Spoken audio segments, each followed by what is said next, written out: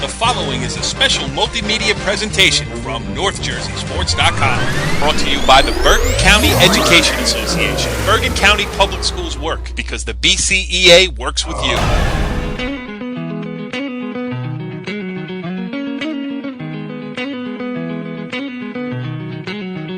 Back on the Wrestling Show, NorthJerseySports.com's original multimedia series, talking all things North Jersey wrestling. This is Season 4, Episode 8, and I am Corey Doviak, being joined by an illustrious panel of wrestling insiders, starting with my co-host, Kenny Sirajan. Kenny, what's going on?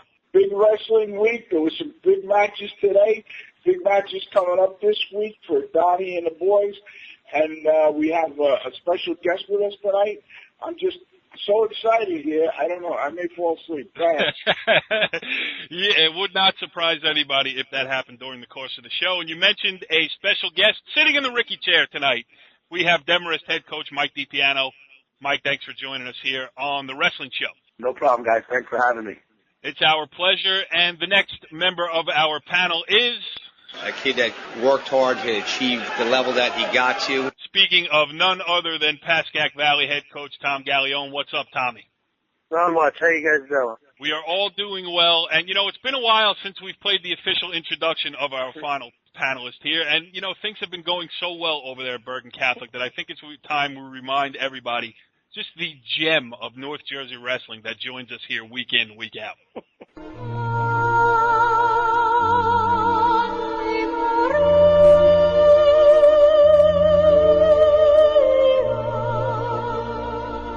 In just 1 year on staff, he helped cultivate 2 state championship wrestlers. He is the Pope of Bergen County Wrestling, Bergen Catholic assistant coach Dominic Spataro.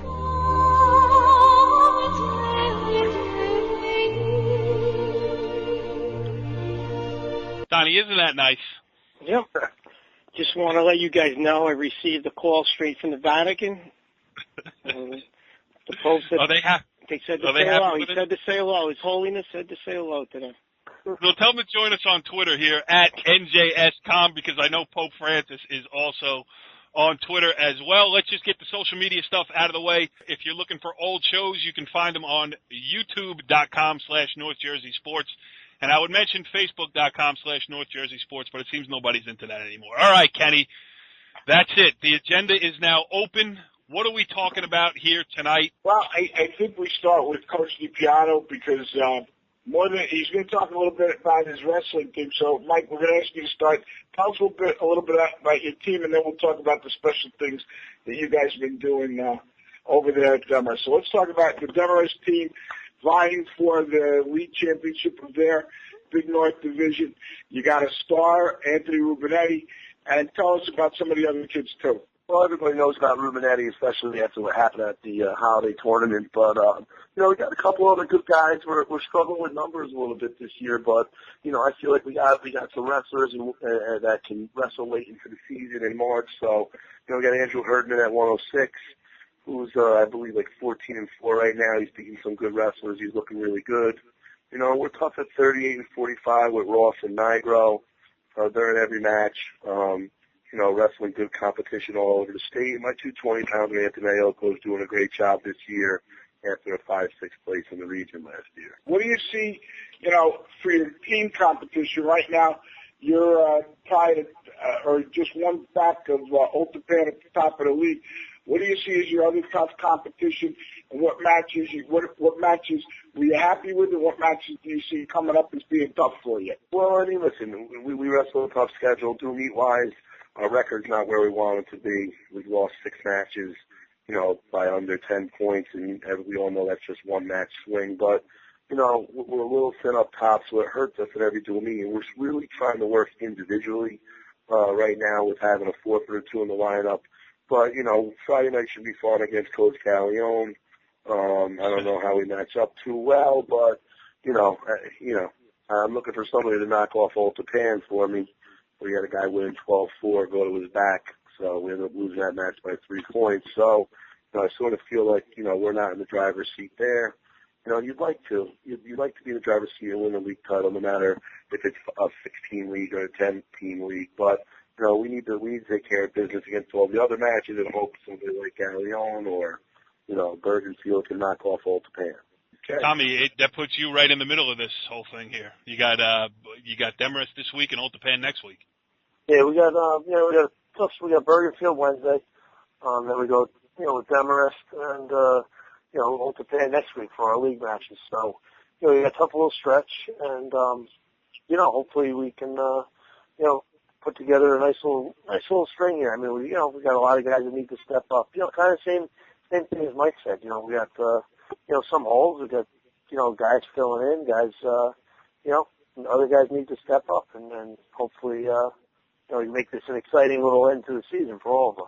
So it's good. Yeah, we should have had Rob Ortiz on this edition of the Wrestling Show, and we could have really hashed this thing out over the phone. We wouldn't even have to roll out the match.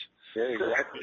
Yeah, Mike, I just want to ask you here, and I was in the gym last week covering a girls' basketball game. I talked to your athletic director, Greg Butler, a little bit, and he mentioned that you're doing, or it has happened now this past weekend. Just talk about what went on at Northern Valley Demarest High School over the weekend. It's a great thing for a great cause, using wrestling and using high school sports as they should be used as a chance to do some greater good.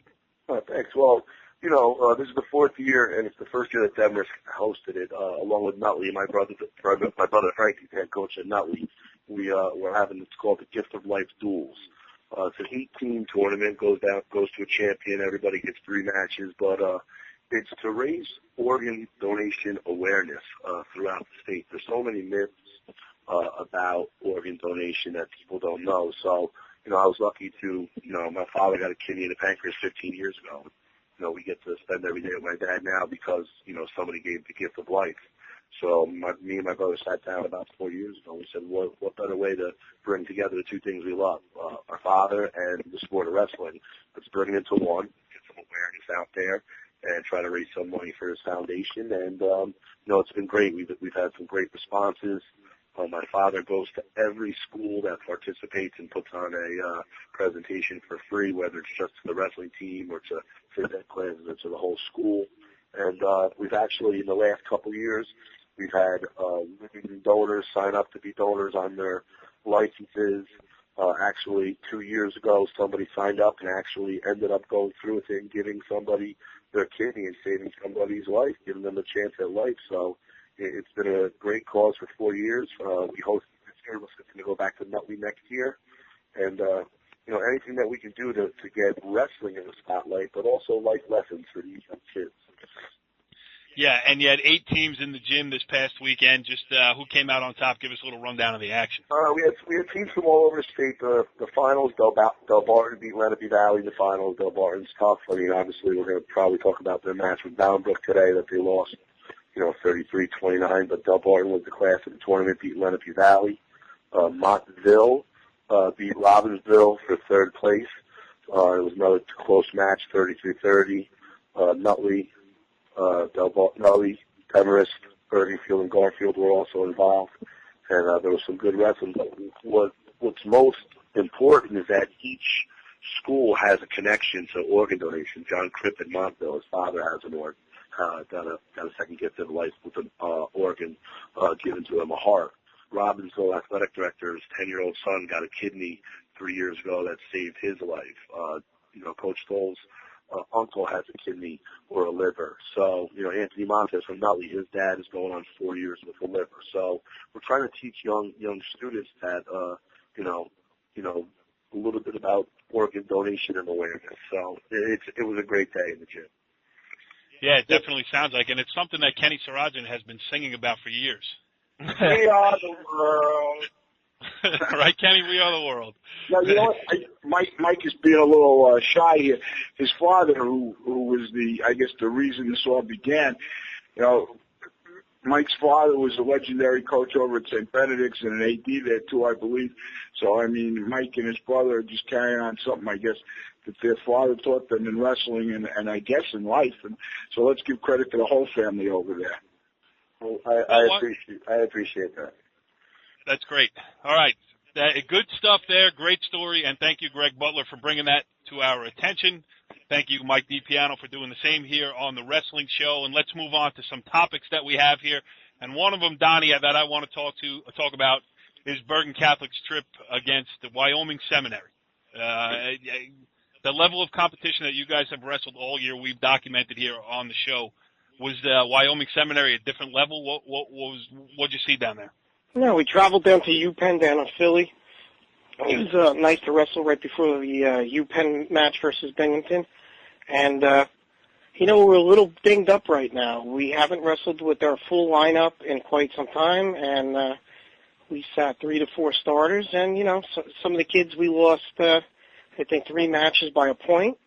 And, not having a couple studs, your starters in there, combined with losing the close matches, I think we lost 39-19. So things didn't really go our way, and it was a learning experience. They were ranked, I think, at the time, 6th in the nation. So, another top 10 team that we wrestled with in the nation. So, you know what, the whole thing in itself was a nice experience. Obviously, taking the loss wasn't, but it was a nice trip traveling down there.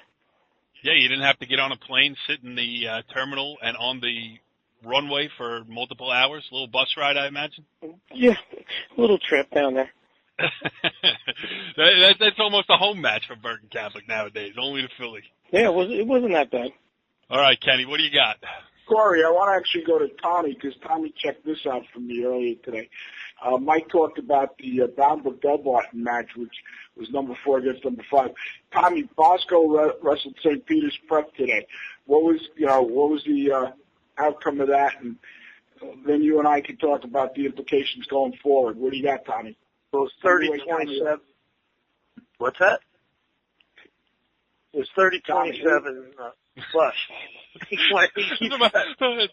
are my favorite parts of the wrestling show. It's the dead air, then followed by both guys talking together, followed by dead air. I'm going to take all the reins here. Tommy, what did you see today in that wrestling match that Kenny asked you about but refused to let you answer? Go ahead. Well, Tom Bosco won 30-27, so obviously, a very good match. I didn't really get to see much of that, obviously because some of us have to work today. We don't, like some of these schools, we don't have off and wrestle at 10 in the morning on a weekday. But so I know heading forward, they got Tom Bosco's got a pretty tough end of the schedule here. Ridgewood Wednesday, and then I know leading into Bergen Catholic, I think next Friday. So. And I think I see Blair on their schedule as well. So, probably a pretty tough ending for them in the dual meet season. But that's a nice win for Bosco tonight. Well, Tommy, what I was going to ask you about, what we talked about is today they had Luis Gonzalez at 26, Beard Buffalo at 32, and Callie at 38. And they're wrestling Ridgewood, and the question is, who'll be going? Ridgewood has their star, state place winner, Joey Oliva. The question is, will Callie be up at 38 or will he be someplace else? What do you think? I think he'll probably be up at 38. I mean, I would, but you have no clue what they're thinking. You have no clue with some of their injuries, anything like that. So, but that's where I would think he'd. Guys, I think he's going to weigh in at 32, though. He doesn't want to give up. He doesn't want to give up 26. So who knows what they're doing with all those guys? I know all 4 schools, Boundbrook, Delbarton, Bosco, and St. Peter's Prep, that guys out of the lineup. Like Donnie said, they're banged up. It's the middle of the season, but you got to give props to all these guys wrestling each other. Yeah, that is a great thing that has come more to fruition over the last couple of years. Is as it's gotten more specialized, like we've talked about, and as the wrestlers have, congregated, that top-level wrestlers have congregated at certain schools, they're going out and wrestling each other now, and you're really getting a good look at it's a great the regular season really has turned into a great preview of the state tournament rather than just, fighting for league titles in title races, I definitely agree. The more top teams around here have definitely reached out to wrestle each other. Even we had the Garden State Duels, we invited St. Peter's and Delbarton, who are both in our section, that, you ran the risk of possibly seeing them again. Same with, St. Joe's and Bosco being in our league. where even though we wrestle them in a dual meet during the year, you're going to see them probably again in the sectional. So a lot of these teams are going to possibly be wrestling each other twice during the year instead of once. So. Yep. Tommy, why don't you talk more about the greatness that is parochial high school wrestling? Good thing. Kenny, I think Tommy's going to take a pass on that answer. Why don't you move us along here? All right. First of all, we do have some things to highlight on public school wrestling. This week, Friday night, Robbie Majuli, 220, 195 pounder over at Emerson Park Ridge, got his 100th victory Friday night against Westwood and picked up 3 more wins on Saturday. So we were able to catch up with Robbie over at Emerson Park Ridge on Saturday, and we got this interview with him. You know what that means, Kenny? If you were on location doing interviews, before we play the Robbie Majuli interview, which we will do shortly, let's hit him with one of these. Spanning North Jersey, kicking over every rock, rolling up every mat, and using his press pass to bypass every entry fee to bring you the most up-to-date information of any internet show solely devoted to local high school wrestling. This is On Location with Ken Siraji. And here's Kenny's interview with Robbie Majuli. All right, I'm here with Robbie Majuli of Emerson Park Ridge. They're a 220-pounder. Robbie finished 7th in the state last year. And last night against Westwood with a pin, he just got his 100th win. Robbie, tell me what it means to you to have your 100th win. Well, I'll tell you, it means a lot because it's not just about, the numbers.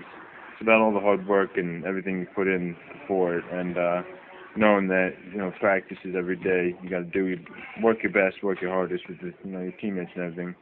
And it just shows a lot, symbolizes a lot, and it's just a good pat on the back. That's all it really is. Very good. How is it working with both Joe Mazzio and Ricky Eichenlob? What do they help you with?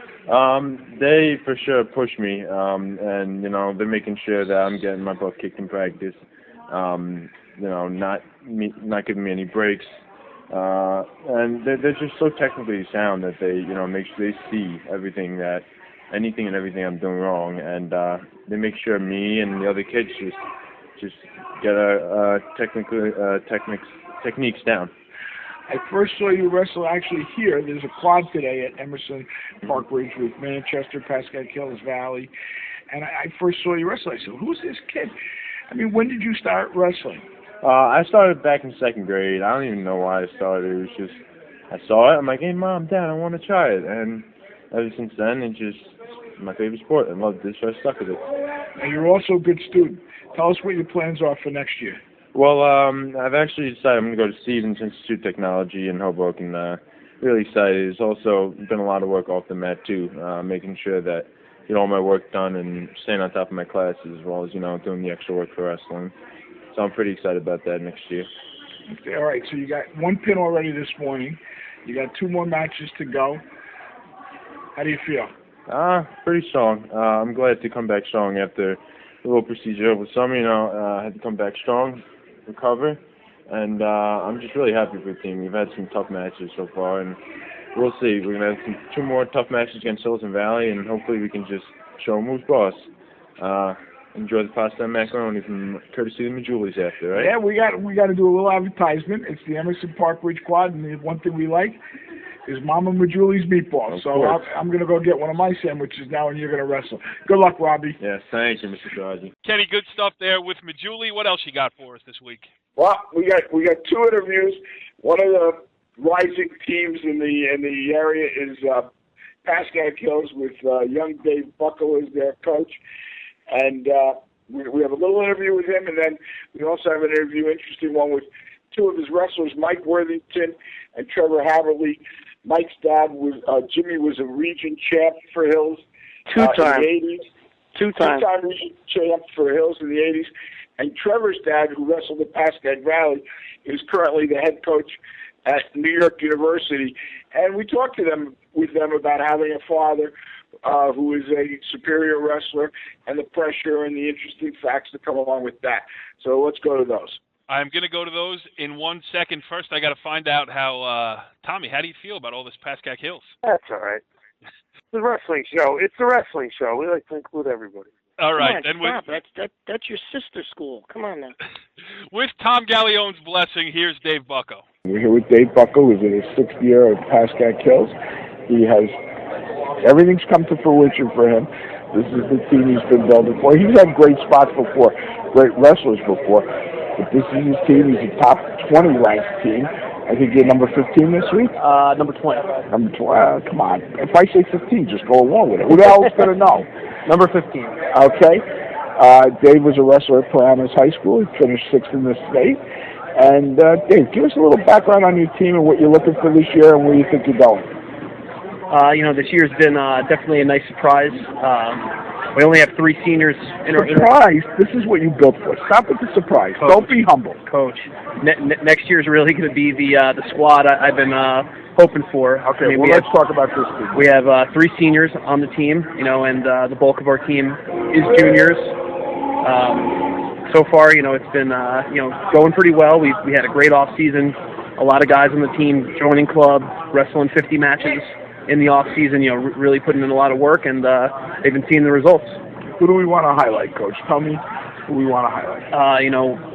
We have a bunch. Trevor Haberly at 113. Had a great off season. He won 20 matches as a freshman last year. We're expecting him to continue to do big things this year. Our 120-pounder is a senior. John Clem just not much success over his last 3 years of high school, but he dropped the weight class this year. Has a winning record. Has been wrestling really tough. Our 126-pounder Ben Brisman is actually a second-year guy. Nobody in the county believes that, but the kid has never wrestled until the day after Thanksgiving, or 3 days after Thanksgiving last year. And he's as good of a second-year wrestler as I've ever seen in my entire life. Mike Piero, Mike Worthington at 132, 138, probably 40 and 6 between the two of them right now, maybe even a little better than that. They've had a great season. Mike Goldstein at 145 is 11 and 3. He's been a nice surprise. And up top we've got really 2 nice hammers this year with Sean Stanley at 220 and Marcus Trillian at 285. They're both county place winners. There are only 2 county place winners on the team. Sean took a 3rd in the BCCA. Mark took an 8th. And, the most exciting thing about them two is that they're both juniors, and we're going to have them back next year. I wouldn't dare try to slow Kenny down. The man is on a roll. Here is his interview with the sons of coaches, Mike Worthington and Trevor Haberly. So I'm sitting here with Mike Worthington and Trevor Haberly, 2 of the young studs on Pascack Hills. First, let's talk about your team. Your team is doing great, guys. Why do you think, what's the key to success? Trevor?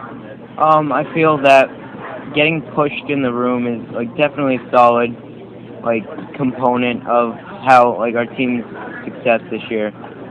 Having definitely for me 2 lightweight coaches always pushing me to work harder in practice is helping a lot.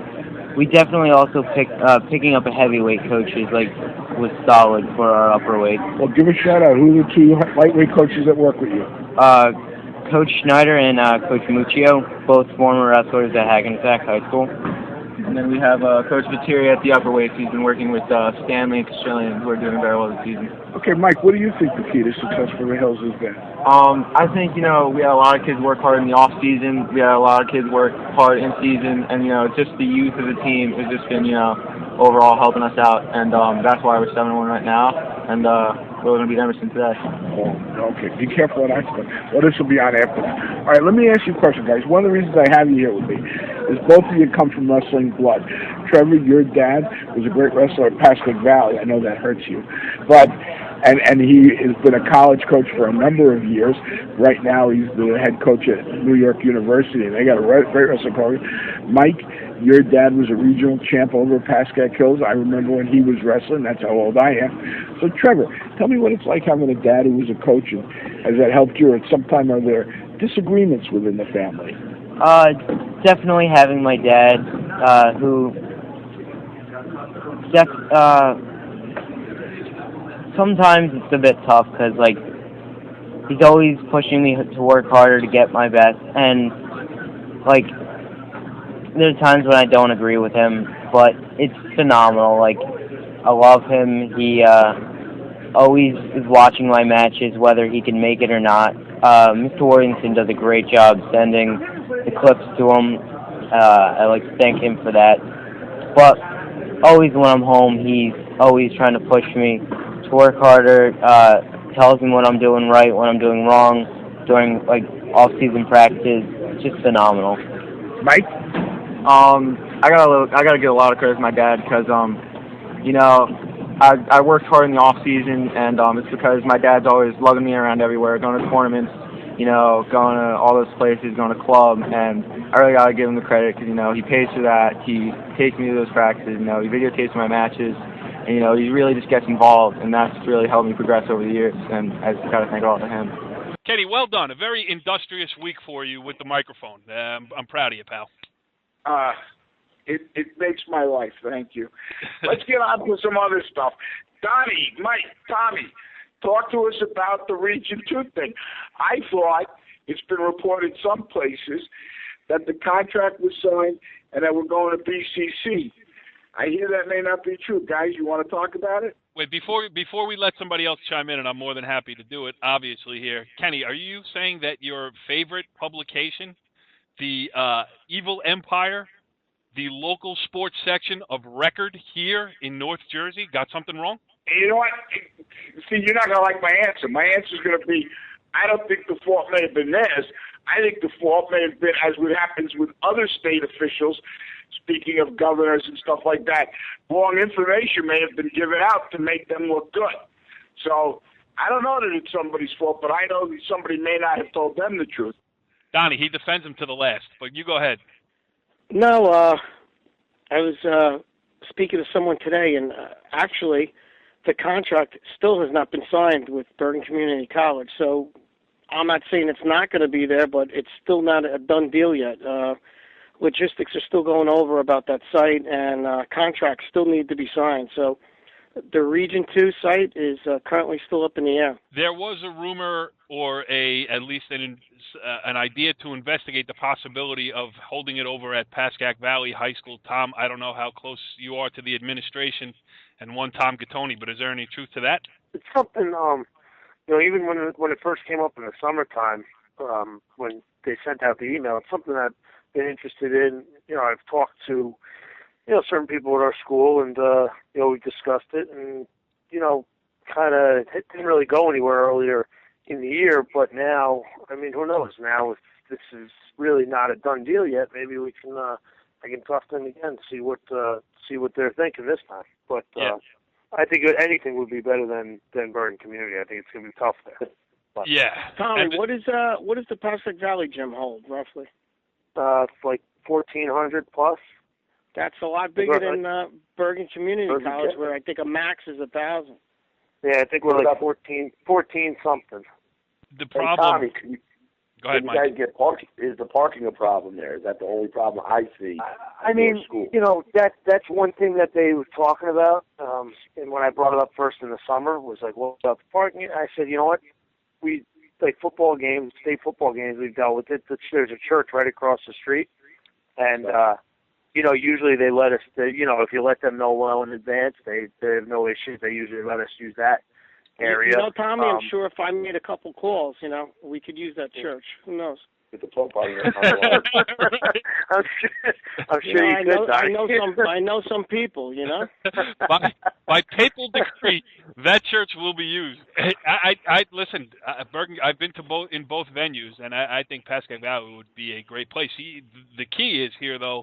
I mean, we've been talking about this, and Mike, you can speak to this further. This has been going on a long time, and here we are. We're only a couple weeks out from this thing. We gotta get some tickets printed up over here. You're right. I mean, it's been talked about before last year's sectional tournament. I was at a meeting down at the state in Robbinsville, and they were talking about it then, even before Hackensack. You know, I know Hackensack has.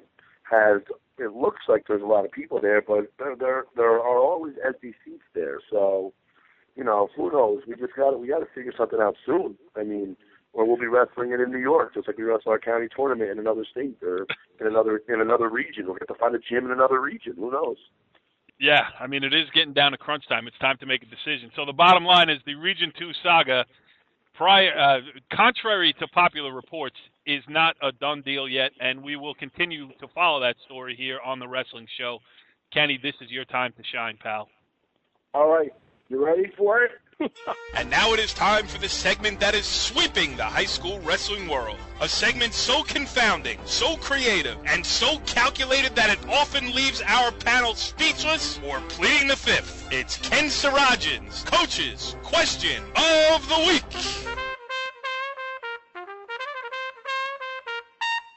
Hit it, Kenny. Okay, we'll open it up and we'll go to Tommy first.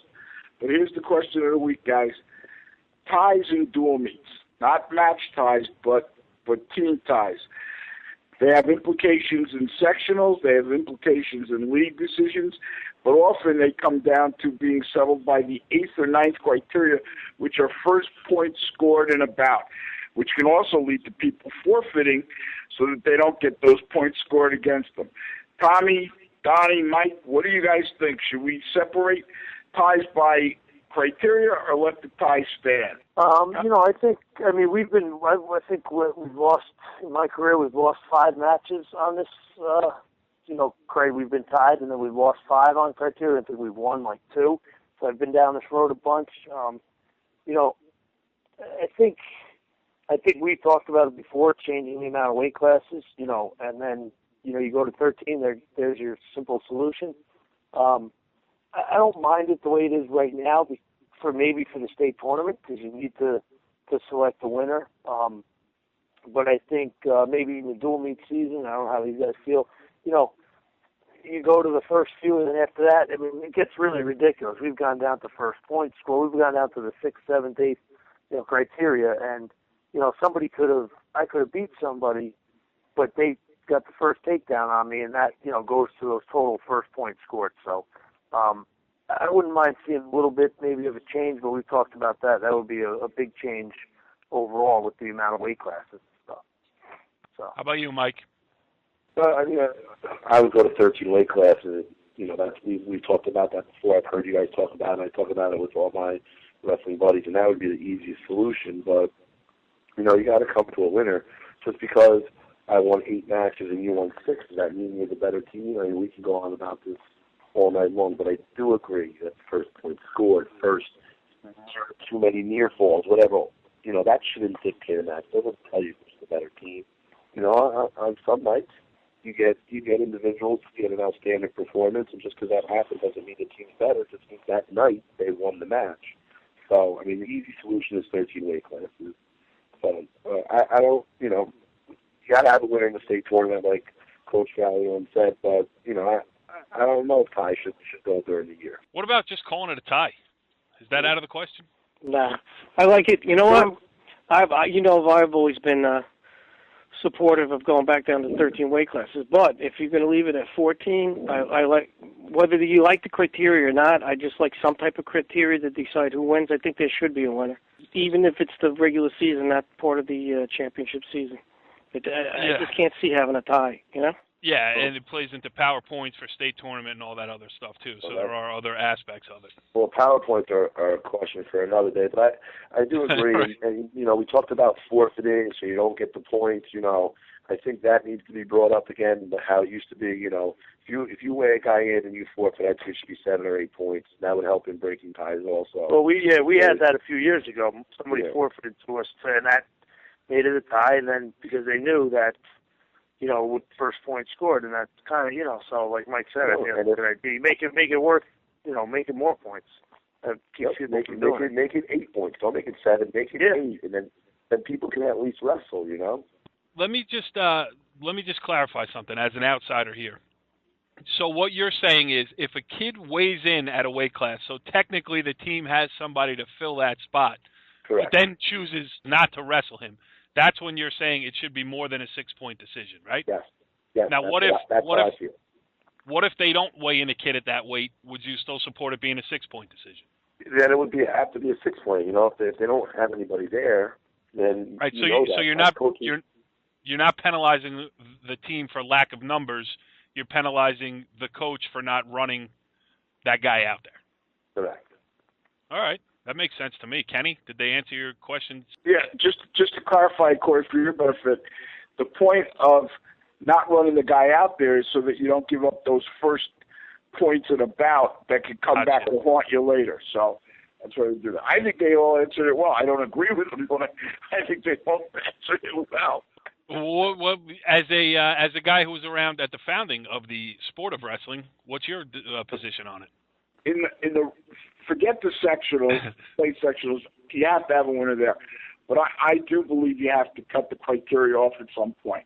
I do believe that when you get down, as Tommy said, first point scored, guy could take me down. I might reverse him and pin him. I've won the match, but my team gets hurt because I got taken down.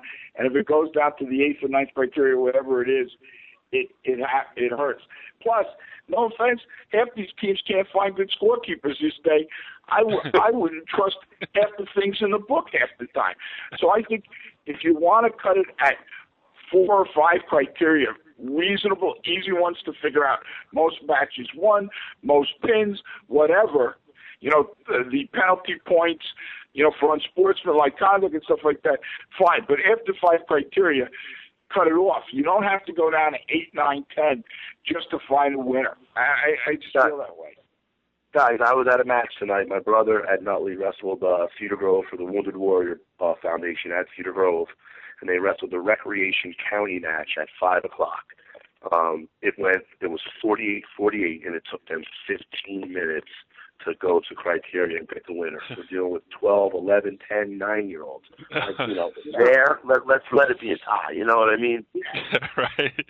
Well, speaking from a specifically journalistic point of view, that's when I pack up my camera, pack up my notebook, and walk out of the gym. That's the end of that for me. I ain't hanging around till the 15th criteria. No way. We got everything here on this latest edition of the Wrestling Show. I hope everybody enjoyed it because I certainly did. We even had Ken Sarajan taking shots at scorekeepers. I mean, really, Kenny, what else can you ask for from an episode? And Donnie, would you like to leave us with a quote, or are you going to beg out? Listen, nobody has to know exactly the subject. It's just a nice little quote. It's a little, I don't know if it's uplifting, but it's certainly apt for the Wrestling Show here on NorthJerseySports.com. I may just save it for next show. Next show it is then. That's it. Season 4, Episode 8 of the Wrestling Show. Mike DiPiano, you did a great job with us here today. You also did a great job with the special event that you held in Demarest this week. You were a great addition to the show, and we appreciate it, man. You know what? I have second thoughts. Hold on, guys. I'll leave you with this thought. When you are dead, you don't know that you are dead. It's only difficult for the others. It is the same when you are stupid.